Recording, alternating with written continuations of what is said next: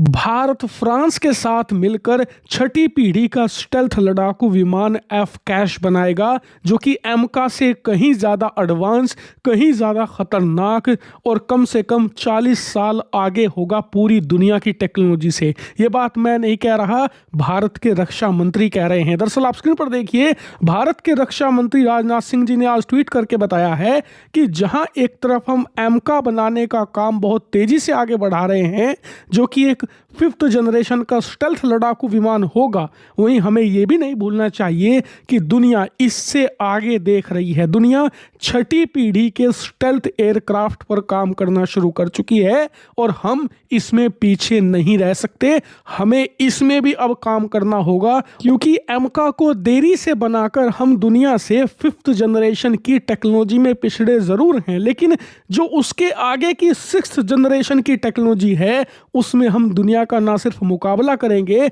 बल्कि हमें उससे आगे जाना पड़ेगा, तभी हम ग्लोबल सुपर पावर के स्टैचर पर क्लेम कर पाएंगे। और हमारे रक्षा मंत्री राजनाथ सिंह जी का ये ऐलान इस बात का इशारा है कि भारत छठी पीढ़ी के स्टेल्थ एयरक्राफ्ट पर अब काम करने वाला है। और ये बात सबको पता है कि भारत अकेला इसे नहीं बना सकता, क्योंकि जो 5th जनरेशन का एमका है ना, उसे बनाने में हमें 2035 तक का वक्त लगेगा। सोचिए, उससे भी ज़्यादा खतरनाक, उससे भी ज़्यादा कहीं एडवांस 6th जनरेशन के एयरक्राफ्ट को अगर हम खुद बनाएंगे तो 2050 से पहले वो नहीं बन पाएगा। दूसरा, इसे बनाने का खर्चा अकेले खुद पर अगर हम लेंगे तो $100 बिलियन से ज़्यादा आएगा। आज की तारीख में हमारी तीनों सेनाओं का टोटल बजट ही करीबन $90 बिलियन से कम है। आप सोचिए, उससे ज़्यादा हम कैसे अफोर्ड कर सकते हैं सिर्फ एक एयरक्राफ्ट पर खर्च करना। और इसीलिए भारत 2040 तक अगर एक 6th जनरेशन का लड़ाकू विमान बनाना चाहता है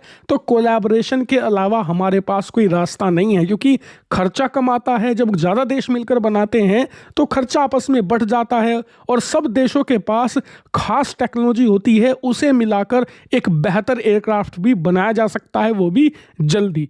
और इसीलिए राजनाथ सिंह जी के इस बयान को एफ कैश के साथ जोड़कर देखा जा रहा है। वो कैसे? दरअसल फ्रांस के राष्ट्रपति इमैनुअल मैक्रो इसी हफ्ते भारत आ रहे हैं और फ्रांस, जर्मनी और स्पेन के साथ मिलकर एक 6th जनरेशन के लड़ाकू विमान एफ कैश पर काम कर रहा है, जिसका पूरा नाम है फ्यूचरिस्टिक कॉम्बैट एयर सिस्टम।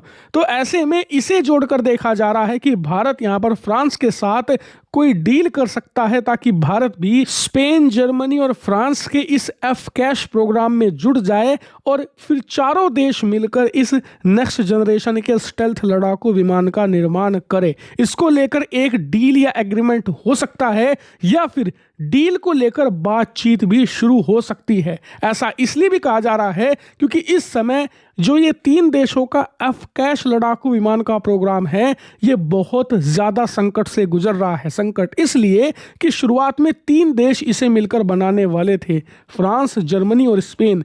लेकिन अब जो जर्मनी है वो इसमें आनाकानी कर रहा है शामिल होने से, क्योंकि इस लड़ाकू विमान को बनाने का खर्चा बहुत ज़्यादा आने वाला है, 60 से लेकर $70 अरब। और जर्मनी की अर्थव्यवस्था वैसे ही काफ़ी ज़्यादा स्लो हो रही है। ऐसे में जर्मनी को लगता है कि भविष्य में उसके पास इतना पैसा नहीं होगा, ना ही इतनी मजबूत अर्थव्यवस्था होगी कि वो इतने बड़े प्रोग्राम को फंड कर पाए। यही कारण है कि ऐसी खबरें आ रही हैं कि जर्मनी इस प्रोग्राम से बाहर हो सकता है, और जर्मनी बाहर होगा तो फ्रांस को चाहिए होगा एक ऐसा साझेदार जो 10 से लेकर $15 बिलियन इन्वेस्ट भी कर सके और साथ मिलकर अपनी टेक्नोलॉजी देकर इस लड़ाकू विमान में सही से कंट्रीब्यूट भी कर सके। इसीलिए भारत एक आइडियल पार्टनर बन सकता है एफ कैश प्रोग्राम में। लेकिन यहीं पर एक कैच है, वो ये कि जिस तरीके से फ्रांस 6th जनरेशन का लड़ाकू विमान बना रहा है, वैसे ही ब्रिटेन भी एक 6th जनरेशन का लड़ाकू विमान बना रहा है जिसका नाम है टेम्पेस्ट। और फ्रांस ने अभी भारत को कोई ऑफर नहीं दिया, लेकिन ब्रिटेन ऑलरेडी ऑफर दे चुका है कि आप हमारे टेम्पेस्ट 6th जनरेशन एयरक्राफ्ट में शामिल हो जाइए, और वो इससे ज्यादा बेटर ऑफर के साथ आता है। वो कैसे? दरअसल जहां फ्रांस ने टाइमलाइन रखी है कि एफ कैश को वो 2040-42 तक तैयार करेगा, वहीं टेम्पेस्ट की टाइमलाइन 2035 तक है, यानी कि 35 तक इसे वो सेना में शामिल करना शुरू कर देगा। यानी कि हो सकता है कि ब्रिटेन का 6th जनरेशन लड़ाकू विमान भारत के एमका से भी पहले बन जाए। इसका कारण ये है कि ब्रिटेन की खुद की इंजन निर्माता कंपनी है रोल्स रॉयस, जो कि अमेरिकी इंजन से भी ज्यादा बेटर इंजन्स बनाती है। वो ऑलरेडी 6th जनरेशन के लड़ाकू विमान का इंजन तैयार कर चुकी है, ज्यादा कुछ काम करने की जरूरत नहीं पड़ेगी वहां पर। दूसरा, उसकी कॉस्ट भी कम है। जहां पर फ्रांस वाला जो ये एफ कैश है, इसे बनाने में अनुमानित खर्च 60 से 70 अरब डॉलर आएगा, वहीं ब्रिटेन का जो टेम्पेस्ट है वो 40 बिलियन डॉलर से कम में तैयार हो जाएगा, क्योंकि वहां पर बेटर टेक्नोलॉजी पार्टनर हैं। कैसे? दरअसल जहां फ्रांस के एफ कैश को फ्रांस, जर्मनी और स्पेन मिलकर बना रहे हैं, वहीं ब्रिटेन वाले प्रोग्राम में खुद ब्रिटेन है, इसके अलावा जापान है। और जापान की क्या टेक्नोलॉजी है, वो क्या कंट्रीब्यूट कर सकता है, ये मुझे आपको बताने की जरूरत नहीं है। दूसरी बड़ी बात, फ्रांस ब्रिटेन के पास पैसा भी ज्यादा है, वो आसानी से उसे फंड कर सकते हैं। इसीलिए पिछले कुछ महीने रिपोर्ट भी आई थी, मैंने आपको बताया था कि भारत ज्यादा इंटरेस्टेड है टेम्पेस्ट से।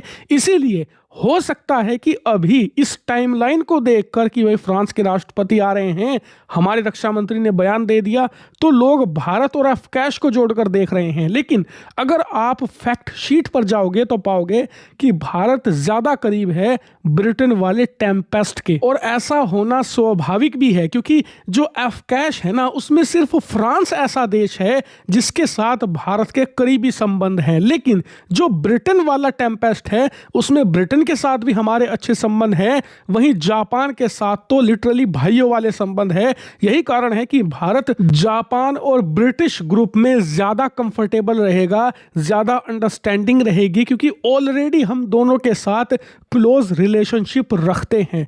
यही कारण है कि सिर्फ जो एफ कैश का नाम आ रहा है, हो सकता है वो इसलिए कि फ्रांस के राष्ट्रपति भारत आ रहे हैं, इसलिए इस बयान को उस दौरे से जोड़कर देखा जा रहा है। सिर्फ टाइमिंग की वजह से एक्चुअल में बात कुछ और हो। जो भी है, आने वाले महीनों में तो हमें पता लग ही जाएगा जब और खबरें आएंगी। लेकिन अगर आप चाहते हैं कि मैं टेम्पेस्ट और एफ कैश का एक डिटेल कंपैरिजन बनाऊं, क्योंकि देखिए दोनों तरफ से अपनी अपनी स्पेक शीट आ चुकी है कि टेम्पेस्ट क्या खासियत के साथ आएगा और यूरोप का एफ कैश किन खूबियों और खासियतों के साथ आने वाला है। ऐसे में हम चाहें तो दोनों को अच्छे से कंपेयर कर सकते हैं। कॉस्ट को एक तरफ रख दीजिए, जो बनने की टाइमिंग है उसे एक तरफ रख दीजिए, प्योर स्पेक्स में अगर आप देखें कौन सुपीरियर होगा, इसको लेकर हम एक प्रॉपर कंपैरिजन कर सकते हैं। अगर आपको चाहिए तो कमेंट करके ज़रूर बताइएगा। फिलहाल इस वीडियो में इतना ही। Thank you very much for watching video.